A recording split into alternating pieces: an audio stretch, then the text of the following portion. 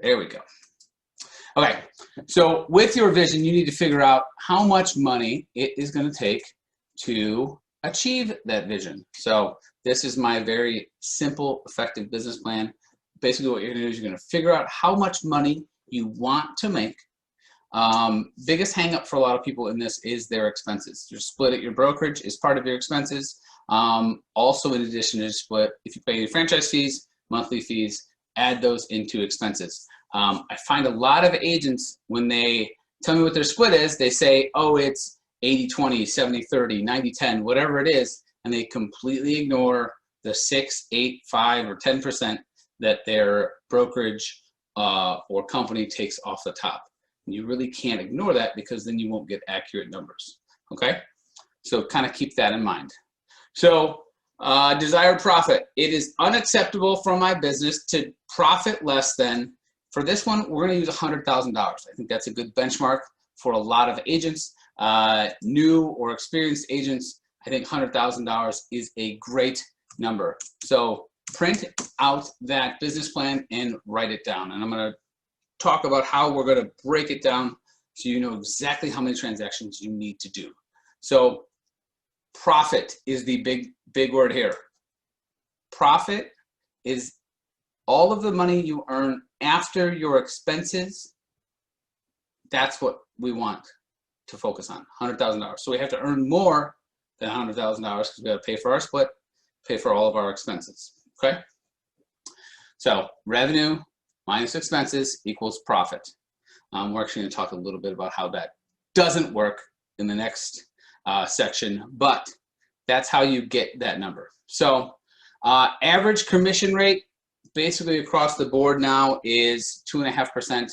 If you live in an area that's 3%, I'm jealous and I'm going to move there. A lot of you guys live in areas that are 2%. So just use the average commission rate where you are. I use 2.5% because that's pretty much what we use. And I also wrote, of course, if you are the listing agent, you can help control this commission more by keeping more. If you take a 6% listing, personally, I keep 3.5% and I give 2.5%. A lot of people don't like that, but at the end of the day, what I've realized is that commissions are getting compressed, and the best way for me to control my income is to be a listing agent, and I decide how much I get paid, not somebody else. Okay, if you're relying on listing agents for your income as a buyer's agent, that's going to be a problem long term. Your income is going to be very sporadic and it's going to be hard to track. So average sale price in our area, I always use 175 because I like to plan for the worst case scenario. My personal average sale price is 211, but I just use 175. That is like the minimum average sale price I use. I like to plan for the worst and then dream for the best. See what I did there, Amy? I tied in yours into mine. Look at that. So just use what your average sale price has been, and maybe, kick it down maybe 10 or 20%. So if we have here our desired profit is $100,000, budgeted expenses, so split and other costs. If you're on an 80-20 split, then you can use $20,000 as your split and other costs. Think about what your costs are, what they normally are, and actually look at your bank account. I've noticed that a lot of people, when they're setting up their budget, they just guess and they remember the things that they have to pay, like, well, I got to pay Zillow or I got to pay dues, and they don't realize that they're paying for whatever they're paying for. Look at your full bank account over probably the last 3 months, your bank account statements, and literally go line by line. I did that when COVID hit because we had time, and I was like, wow, there's a lot of stuff that I am paying for that I don't need to be paying for. There's a lot of spots you can cut your budget. So let's use $25,000 as our split and costs, okay? So the average commission rate is 2.5, and our average sale price, we're going to use 175, okay? So then we just come here and we fill out these calculations. So our desired profit is 100,000. Our budgeted expenses are 25,000.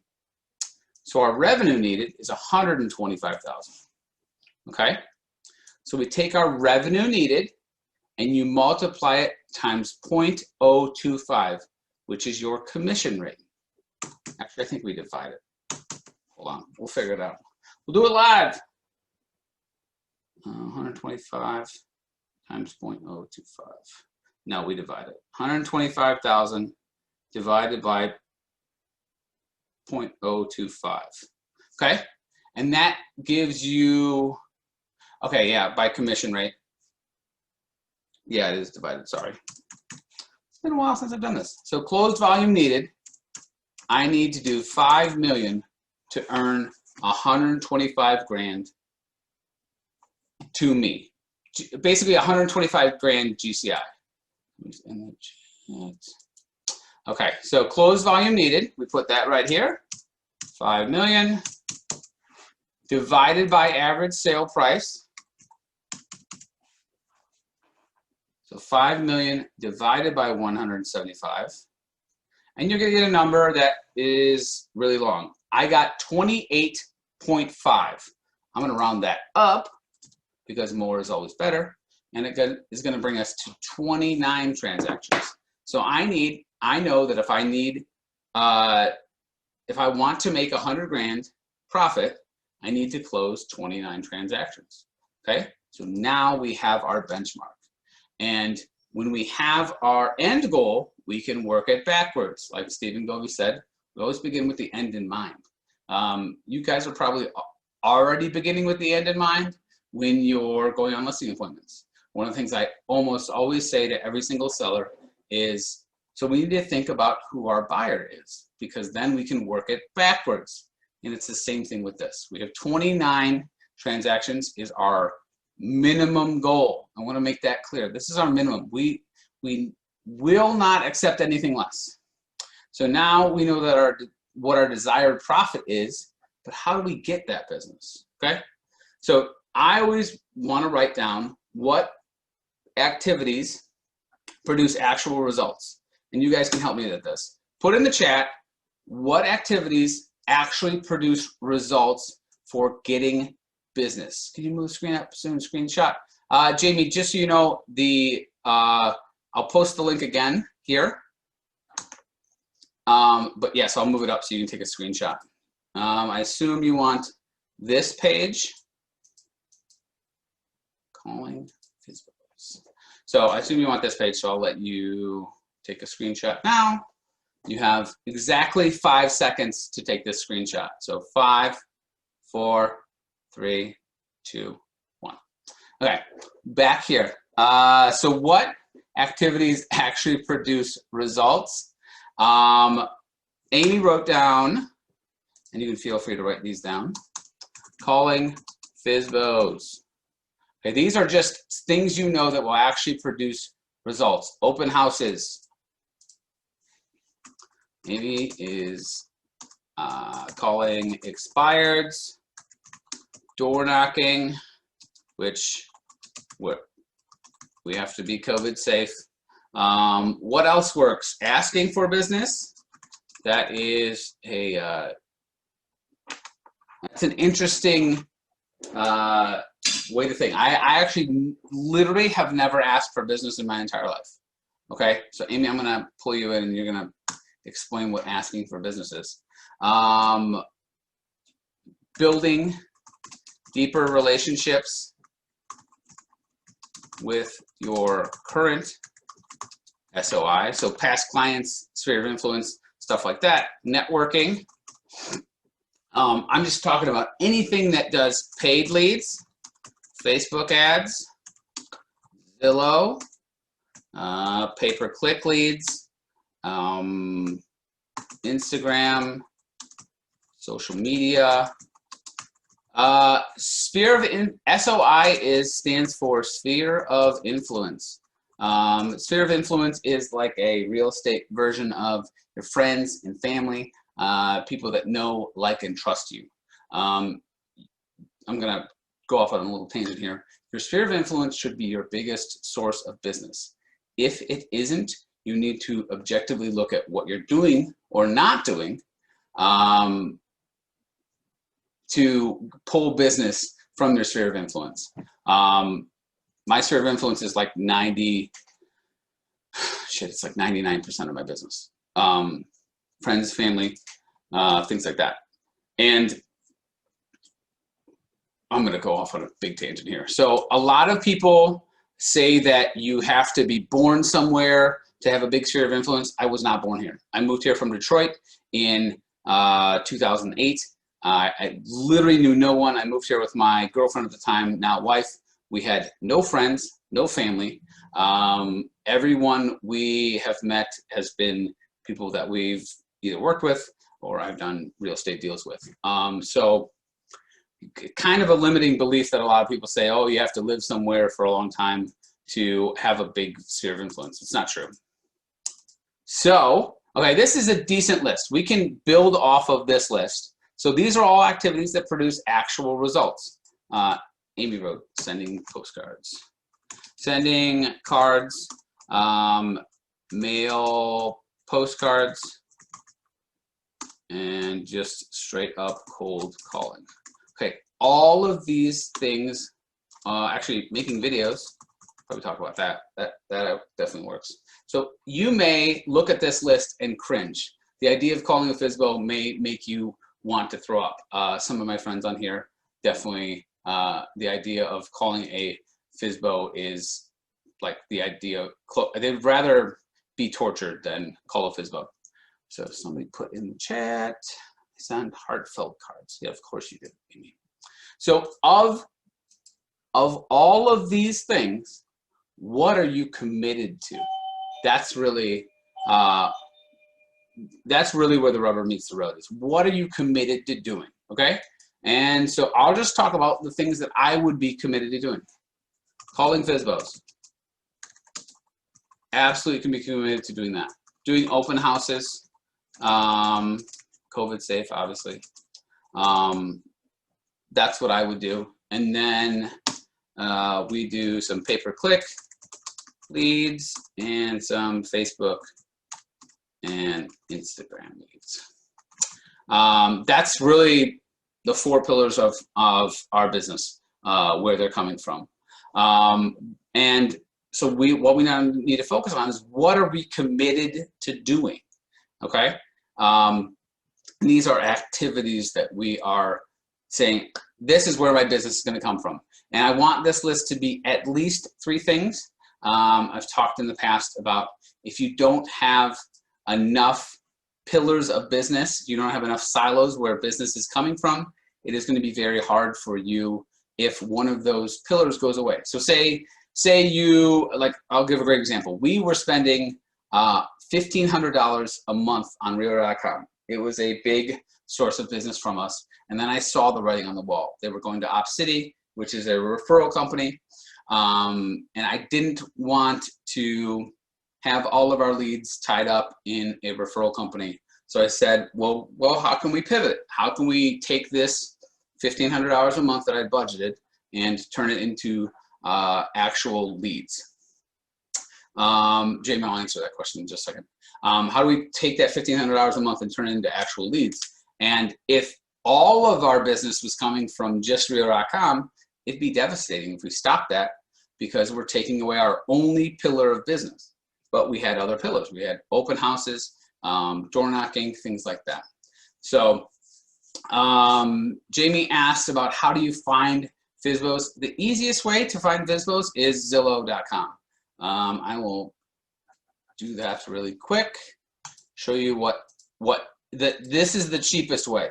I always want to focus on what's the cheapest way first, and then figure it out after that. There's obviously more efficient ways, but what you're going to do is type in a city that you're comfortable with, and you're going to click for sale, okay? You're going to have this drop-down menu, and then you want to just select by owner, okay? Look at the difference here. By agent, we have 264 results. If we just select by owner, we have 16 results. So now I know we have 16 homes that are listed for sale by owner, okay? And basically what you do is you call them. I'm not going to get super deep into my physical strategy, but you call them and say, hey, this is Jeff. I saw that you're selling your home on your own. I was just curious if you are open to working with a buyer's agent. And just see what they say. If they say, screw off, I don't want to work with a buyer's agent, you put them in one category. If they say, yeah, I'll pay a buyer's agent, you put them in another category. And then you basically just, my plan, and this is super to condense, so that this isn't my whole plan, but my plan is to just follow up with them until they either sell the house successfully or they give up. Because we know that 88% of for sale by owners fail to sell their home on their own. So, oh, I didn't even share the most important part. I'm sorry. So if we know that most of them fail, what we basically want to do is we want to follow up with them forever, okay? So right here, if you click Contact Agent, there's going to be 4 people listed. The last person is the property owner, and that is usually their cell phone, okay? So you call them, and that's the easiest way that I found to get for sale by owners numbers. But that I think for sale by owners honestly is the literal best source of listings. They have basically raised their hand and say, hey, I have a need to sell. I have a great desire. I'm very motivated. A lot of times they need to buy as well. If I was going to pick one lead source to focus on completely, it'd be for sale by owners. I feel like I've said that a million times. Okay, so out of that, I want you to pick, like I said, I want you to pick 3 or 4 pillars of business that you are focused on doing, okay? And when I say doing, I'm saying commit at least 6 months. I see so many people say, hey, Jeff, I'm going to mail a farm. And I go, okay, how long are you going to do it for? Well, I was going to try it for 2 months. And I say, it is better that you take that money and donate it to a worthy cause. Because if you mail for 2 months or 1 month, you're never going to see any results. All of these strategies and activities to getting business, they all need at least 6 months to see if they work or not, okay? And this is 6 months of concentrated, consistent effort. So I want to be very clear. I don't want you to call one for sale by owner, you choose your head off and you say, well, for sale by owners don't work, Jeff lied to me. It's the same thing with open houses. When I was a very successful agent selling 60 homes a year, I did 30 open houses. Every Saturday, every Sunday, I was in a house holding it open, okay? And that is what propelled my business. I didn't care if nobody showed up or 50 people showed up. It didn't matter towards my idea of open houses. I knew open houses worked. I knew I was going to do them at a high level, and I knew I was going to do them consistently. So it didn't matter what my results were day to day. It mattered what my results were year over year, okay? So you almost have to put blinders on. You have to do the work and almost ignore what happens. Because if you do that, then those results will come.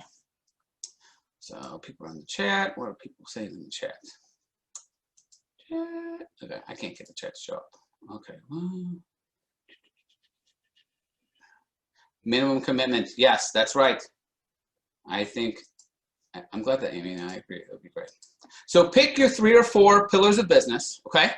Now you have that activities that produce results. You need to figure out what you're going to do daily, monthly, and weekly to get closer to those goals, okay? So we know if we have to close 29 homes a year, okay? 29 divided by 12 is 2.4 homes a year. So let's call it 2.4 homes a month. So we know we need to close almost 3 homes a month. So now we know weekly, monthly, and I think you should add quarterly goals in here. Because I think you should review, hey, what am I doing in my business? And is it working? Okay? So weekly goals, you should be most likely writing at least 2 offers a week. And monthly goals, we know we need to be on track for 2.5 homes a month. And one of the things that's hard about this business is that, at least for us in this area, it's very cyclical. Our spring season doesn't really start till February, and then the end of the season is really August, with those homes closing in November. So we have this 8 or 9 month chunk of time where almost all of our business is focused in there. I know for a lot of us, the first time we've had a break has been this month, and then we have to do Christmas and all that stuff. So I want you to focus on your goals and break them down into monthly. So you know, if you're not closing at least 2.5 homes a month, then you are, I can't spell quarterly, you are not on track to hit your goals. So you need to adjust something. That's really it with this business plan. It's super simple. It basically is just going to give you a benchmark for where you need to be, and then you can focus more on those activities. So with that, does anyone have any questions on the business plan before I jump into profit first? Any big burning desire questions about the business plan and how to plan out your business so you can know exactly what you need, how many homes you need to sell to earn a certain amount of money? Okay. Yeah, Jeff, if I've got to do 3 closings a month, about what does my weekly activity look like? Like how many do I have to be reaching out to? 3 closings a month. If we're talking listings, you need to take roughly, for almost anybody, it's 100 contacts per signed listing agreement. Okay, so if you want to close 30 listings, you need to make 3,000 contacts to have a listing appointment that is successful. It's probably more than that, because so weekly, I would plan on 200 contacts a week. That should get you close to 2 listing appointments a week. Okay, and then if we're talking monthly, that is 900 contacts a month. 900 contacts a month, 100%, you'll sell 30 homes. You'll probably sell 60 if you make 900 contacts a month. But the reality is that most people will not do that. Yes, 1 out of 100 is average.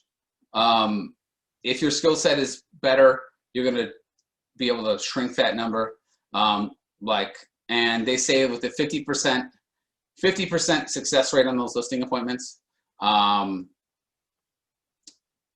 yeah, that's still, I mean, my success rate on a listing appointment is way higher than 50%. It's probably 80 or 90. How do you make 900 contacts? So a contact is someone that you have a conversation with about buying or selling a home. And it doesn't mean that they're ready right now. It doesn't mean that, you know, they're going to sell in the next week. It's just, hey, Amy, this is Jeff Lyons with eXp Realty. I saw that you're selling your home on your own. And they're like, well, yes, I'm selling my home on my own. I'm going to do it by myself. That's a contact. You have an actual conversation with them. Okay. How do you make 900 contacts a month? You call a lot of people. This is just, and there's lots of ways to skin a cat in this business. Okay. This is how I've been effective in the past, is getting in front of people. Like, a lot of agents just don't talk to enough people, just flat out. They just don't. Okay. How do you work groups that you've created that are not real estate specific to get deals? How do you work groups that are not real estate? I think the big thing where a lot of people are screwing up on social media is that they're afraid to talk about their business. And for those of you who already follow me on social media, I don't post, here's my new listing, here's my new listing, here's my new listing, here's my new listing. But everybody knows I'm a real estate agent. I would venture to say that 100% of people that follow me on social media are clearly aware that I'm a real estate agent.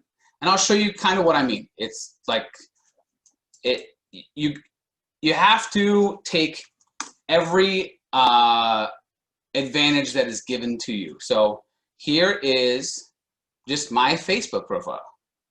Okay. Like, my banner is something about real estate.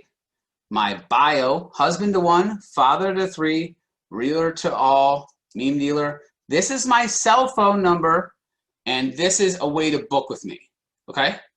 Right here, I'm the owner of the Lyons Group, brokered by EXP. Like, I post about real estate all the time, but it's not like, this is me sharing one of my agent's success. It's not me saying, hey, I'm the greatest person in the whole world, you know? I was getting a lot of stuff about not switching to, and this is sharing Liz's post about touring a home, okay? So you can share stuff about real estate that isn't, hey, look at my new listing. Hey, look at my new listing. You want to be completely obvious that you're a real estate agent without being direct. Hey, do you want to use me to buy or sell? Hey, do you want to use me to buy or sell? That's one thing that I've never done on my Facebook ever, is ask for business. I've never said, hey, do you guys want to refer me to somebody buy or sell? I literally have never done it. But I get a lot of repeat and referral business because I never ask directly. Okay? It's very counterintuitive, but everyone wants to buy, nobody wants to be sold, okay? That's the easiest way to put it, okay? So you want to be known as the expert, and Chris is going to talk a little bit on how you can be known as the expert, but you don't want to come off as salesy.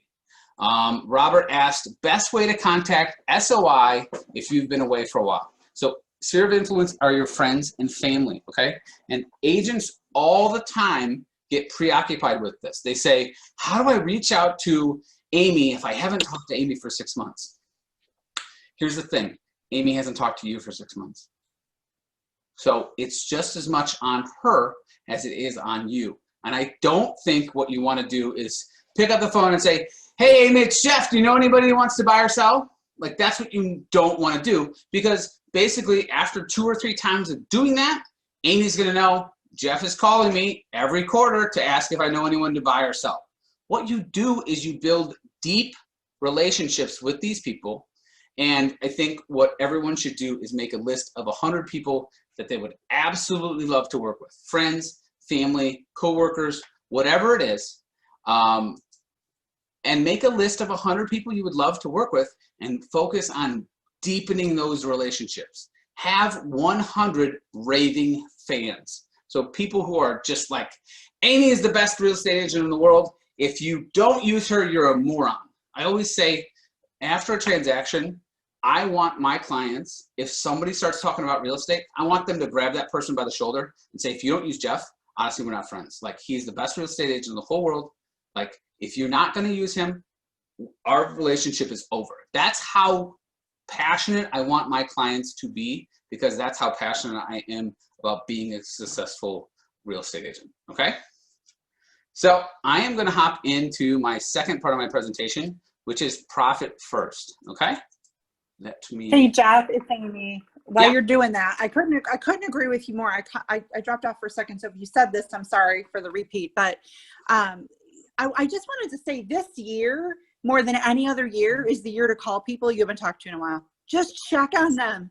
You know, folks are having a hard time, so let's just embrace that. People, work's going to come up.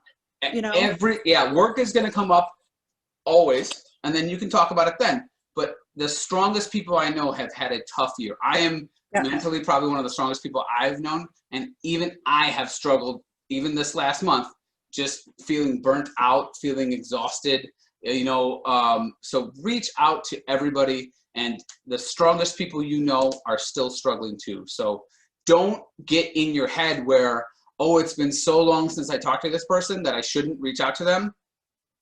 Think of it in a different way. It's been so long since I've talked to this person, so I should definitely reach out to them. It's not going to be awkward for them. You're putting it in your head where it's awkward for you to avoid doing it, okay? And you have to come from a place of wanting to deepen the relationship, not from a place of, well, if I call this person, I'll get more deals.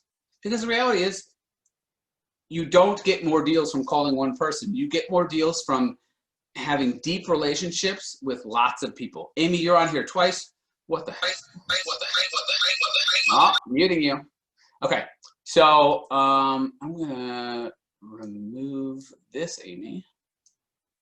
Okay, I'm not gonna remove this. Okay, so I'm gonna get into my second presentation because I'm gonna run out of time if we don't. Okay, so this is profit first. And I'm going to present mode. What is the chat saying? What steps are most important to take to get the confidence to be an agent everyone talks about? I'm new and I'm not sure what to become an expert on. Jamie, the reality is that even though you're a new agent, you know more about selling houses than 99% of the entire public, okay? So do your research and start talking about it. Start talking about it to your significant other, your kids, your close friends. Just start talking about it so you get more comfortable in talking about it, and then start talking to more people and more people and more people. And you can do that either through social media, you can just do it through in-person meetings or on the telephone. Just do something. I know it is important to talk to our SOI, but how do we make great use of our time and not end up with 5 one-hour phone calls? 5 one-hour phone calls to your sphere of influence is probably a great use of your time. If you feel like this conversation is dragging on, then say, hey, just so you know, I got an appointment. I gotta run. Okay. You don't need to stay on the phone for hours and hours, but 5 one-hour phone calls is going to deepen your relationship quite a bit better. So don't get into the trap of I have to be super effective all the time. Like, building deep relationships with people is going to help your business. Okay, so I'm going to get into profit first. Profit first is a system for accounting in your business that takes profit first. I know it's a catchy name. This is a book by a guy named Mike Michalowicz. You can buy the book on Amazon. I suggest you do that, but I will also give this in a PDF form when we're done here. This has literally changed my life, so I'm incredibly passionate about it. The standard for traditional accounting is the GAAP method. GAAP method stands for Generally Accepted Accounting Principles, which is sales minus expenses equals profit, okay? Just like any business, if you're selling widgets, how many did we sell? We sold $1 million worth of widgets, and our expenses were $900,000, so our profit is $100 grand. That is the general accepted accounting principle for 99% of businesses. Profit first is quite a bit different, okay? The problem with that is that human beings run business and human beings are stupid, myself included. We tend to use up all of our resources. This is called Parkinson's law.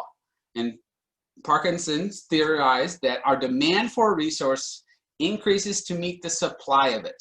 That's why when you're given 2 weeks to do a project, it takes 2 weeks. And when you're given 8 weeks to do the same project, it takes 8 weeks. Have any of you been a successful realtor and gone on vacation? Those 3 hours before you go on vacation are probably the most productive 3 hours you'll ever have, because you have stuff that you need to get done and you have a very limited amount of time to do it. That is Parkinson's law, okay? Another example of this is clear your plate. There's starving kids in Africa. That's what our moms always used to tell us. So profit using the GAAP method, which is the old method, is the same thing. It gets used up at the end of the year when we're sitting with our accountant. And this is a common occurrence. You made $50,000 in profit, says your accountant. Great. Where is it? Me and probably you. Oh, you already spent it, says your accountant. Oh. Because we are like goldfish. We get as big as our containers. And we spend all of our resources because we have them. Like if we have all of our money in one bank account, we're going to spend all of that money in most cases, okay? So I just said the next phrase. That's awesome. But profit first will fix this. If you're like me and you're sick of busting your hump to close deal, make lots of money on paper, and have little to show for it at the end of the year. Does anyone have any idea why dues are dues in December? Most of us are usually broke by then. Our real estate board makes our dues due in December, and I have no idea why. Like, why not in June when everybody has money? So don't get me started on taxes. myself and most of my colleagues are scrambling around tax time to pay our tax bill. Profit First fixes all of this. This year, I will have a $30,000 tax bill. I already have the money to pay for it. Do you know how much stress that relieves on me from not having to worry about a $30,000 bill that I know is coming? And I fear that a lot of you are like this. You work really hard every year and you're like, I'm gonna save for taxes, and then it just doesn't happen. Expenses comes, your income is so inconsistent, and you're on the real estate roller coaster that you have to dip into your tax money. And you feel guilty every time you do it, but you still do it because the bill's gotta get paid, because NIPSCO doesn't care that you didn't close enough deals. So you're on this thing where you're robbing Peter to pay Paul, and when tax time comes, you end up scrambling. Profit First changed all of this for me. And the best part about Profit First is it's super easy to implement. It is so easy. I am not a good numbers guy. I'm good at people, I'm good at relationships, I'm good at figuring stuff out, but I'm awful at numbers, okay? And so you don't have to be an accounting expert to implement it. How does it work? The first thing you need to do is figure out how much you made last year, okay? I'm just assuming here, but I guess most of you fit in the first category, which is 0 to 250,000. But I will also include percentages for those of you who earned between 250,000 and 500,000. But we're going to focus on the former. We're going to focus on 0 to 250,000. Once we have that number that you earned last year, we'll take that number and we'll name it real revenue. Okay? So the way Profit First works is you divide up all of our income between 5 bank accounts. One bank account is called income. That is where all your checks get deposited into. The second bank account is called operating expenses. This is where all of your expenses get paid out of. Everything, your Zillow bill, your realtor dues, everything that is an expense for your business, also write-offs, gets paid out of here, okay? Owner's pay, and this is where your income is pulled from, because a lot of you are doing probably one of two things. You get a $10,000 check, you save 30% for taxes, and you spend the rest to cover your bills, okay? Or you get a $10,000 check, you just put it in your account and you'll figure out taxes later. That is not the ideal situation, okay? Taxes, and this is where you allocate money for Uncle Sam, and profit, which is where you actually get rewarded for working your business, okay? And I'm gonna use an example. There's such thing as working in your business and working on your business. And working in your business is going out, showing homes, writing contracts, going on listing appointments, all the things that help you get paid. Working on your business is what we're doing right now. Business planning and focusing on the next year and how we're going to grow our business, okay? So Profit First allows you to get paid extra money for working on and in your business, okay? So let's break it down. So we're going to focus on this left-hand column right now. So real revenue is your income. So let's say you made $200,000 last year. $200,000 is going to go into your income account, and then you're going to divide it up into these 4 accounts. And these are called target allocation percentages, or TAP. These are targets. This doesn't have to be perfect, okay? So operating expenses, so 30% of your 200,000 is operating expenses. So 30% of 200,000 is 60,000, okay? Owner's pay is 50%. So 50% of 200,000 is 100,000, okay? Tax is 15% and profit is 5%. I know some of you are probably freaking out that I only put 15%, and we'll go over that in just a little bit. But all these numbers together, 30 plus 50 is 80, 15 plus 5 is 20. Add those together and that's 100%, okay? And these are the numbers and percentages for 250 to 500,000. 40% for expenses, because your expenses are going to go up. 35% for owner's pay, because you're earning more money and your standard of living shouldn't grow exponentially. Same 15% for taxes, and you're going to save 10% for profit. This is the actual percentages that I use in my business.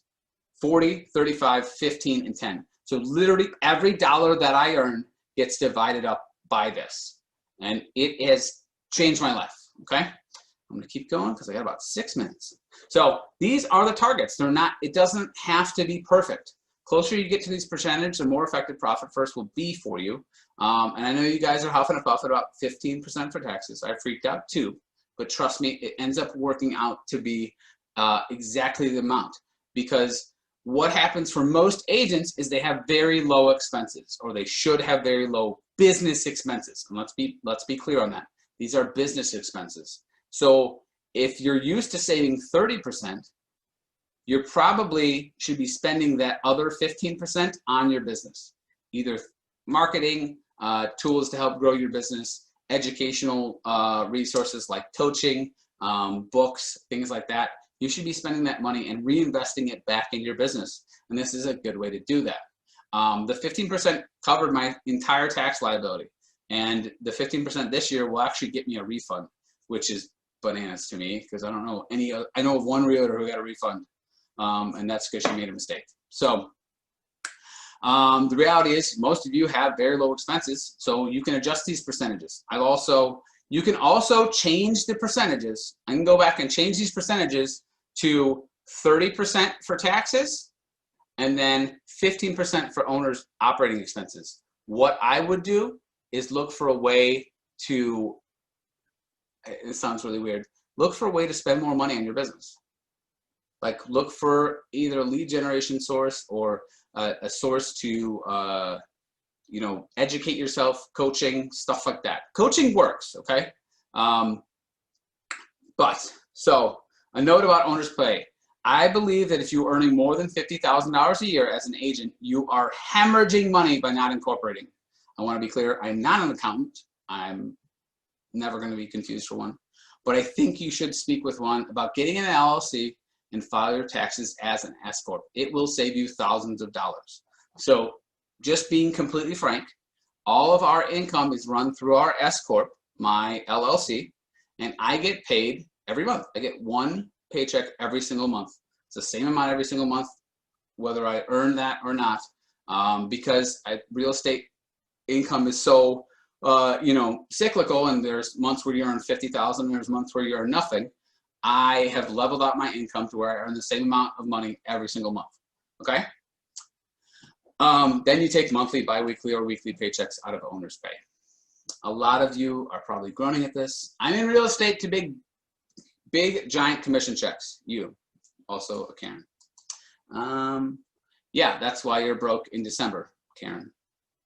I get it. I used to be this way, but I was too sick of making a ton of money and having nothing to show for it. Just like the goldfish. If we have $20,000 in that bank account, that $20,000 is going to get spent. Okay? So how do we implement this? I'm not asking you to go into your bank accounts every time you get a paycheck and divide it up.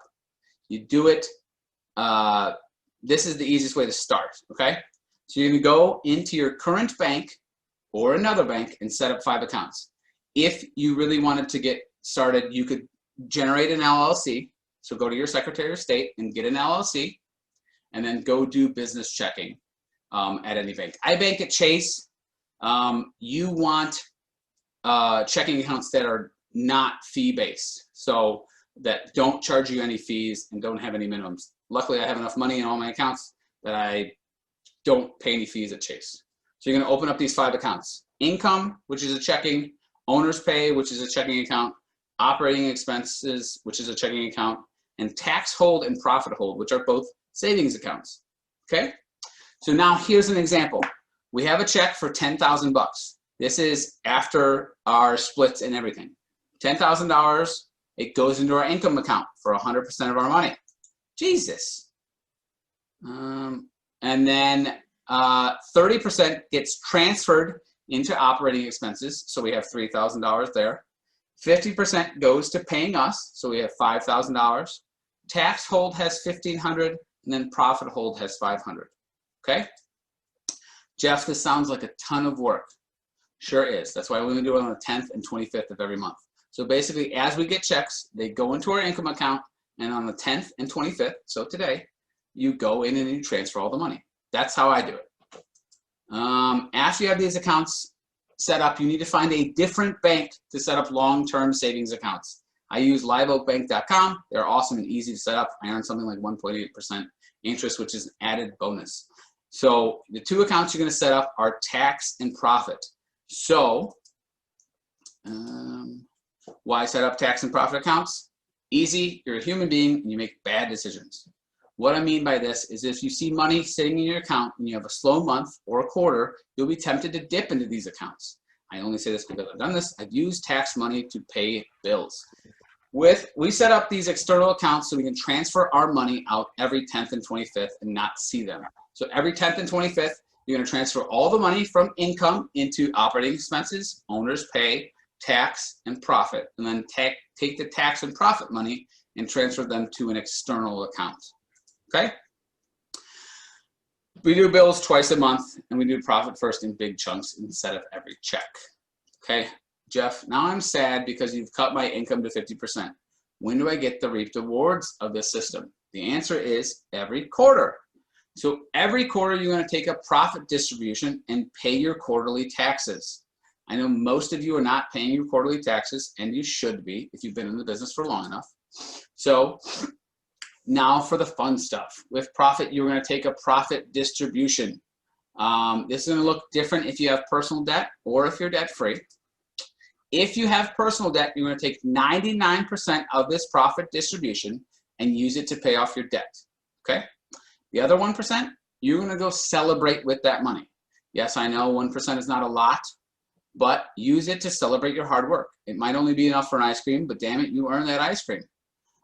This is a great way to get out of debt where you don't feel it. Honestly, I'll tell a story at the end here, but you really don't feel it.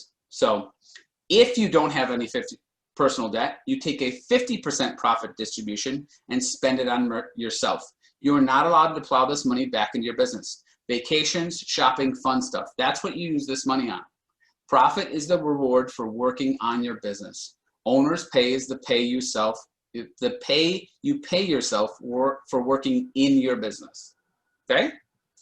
That is it. I will tell you just about Profit First. This year, we were able to buy our first, well, my second, but our first, me and my wife's first investment property using Profit First.